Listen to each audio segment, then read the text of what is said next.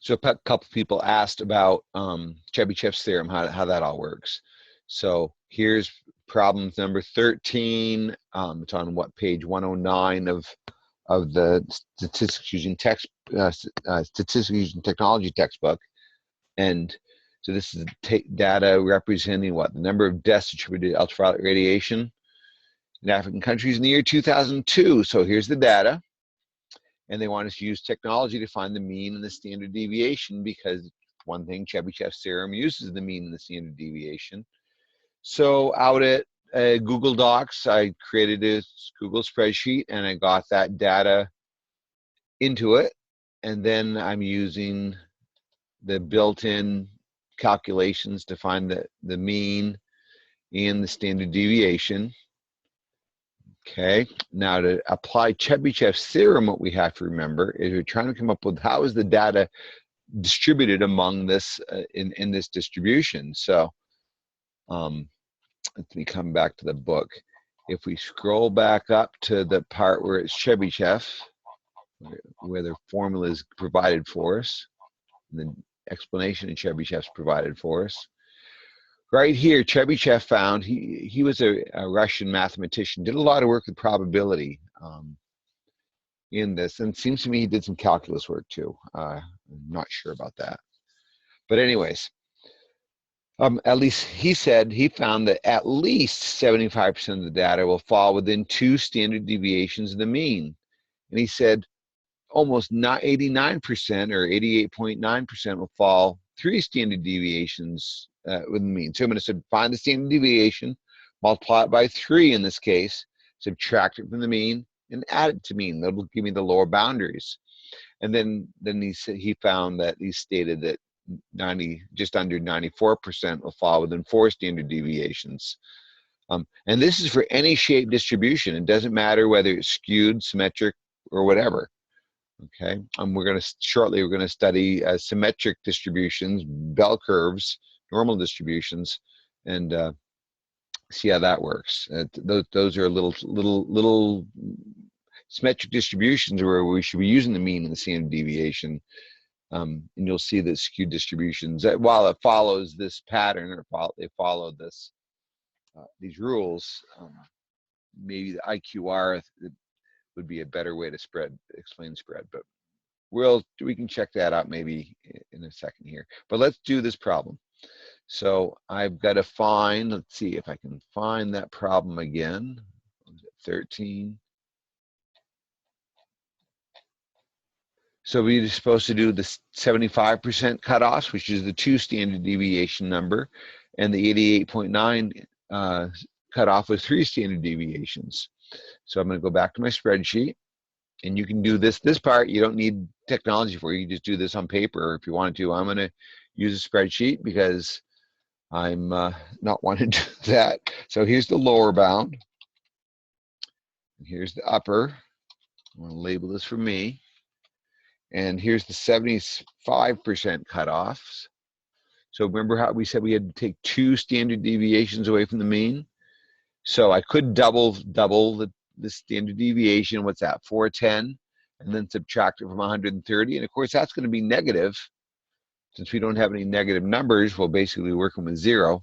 But let's do the calculation. So then I'm going to let the computer do this. Maybe you should zoom in a little bit here so you can see my formulas I'm using.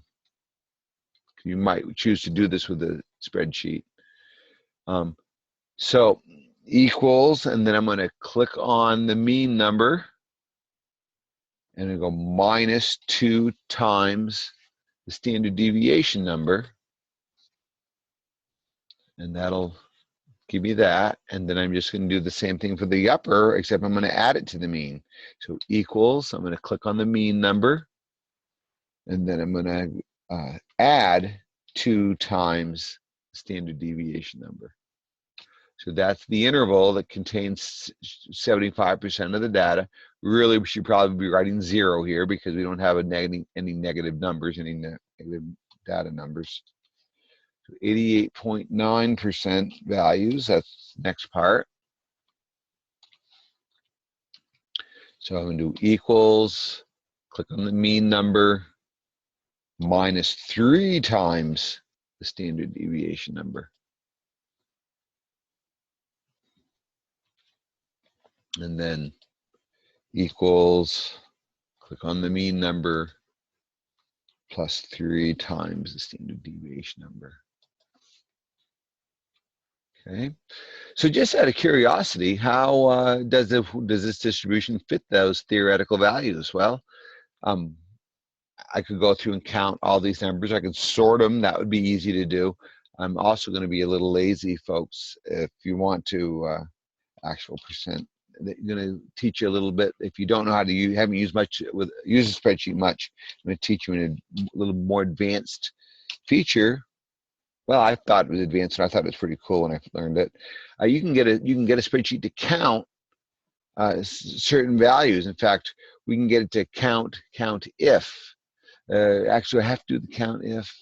Yeah, count if. So I'm going to do equals, and you just do the word count if,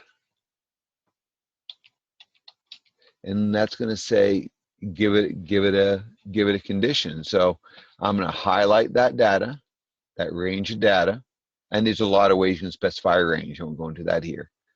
I'm going to count, and then you say if I'm less than, let's see, where's my, if I'm less than 541, whoops, it just messed up. If I'm less than, well, let me just type in 542.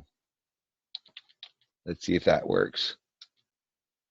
So 43, actually, why don't I get fancier?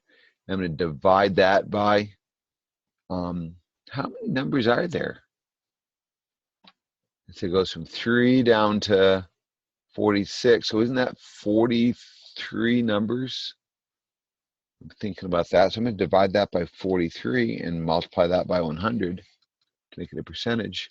So if for this distribution, 100% of the data fell in that range.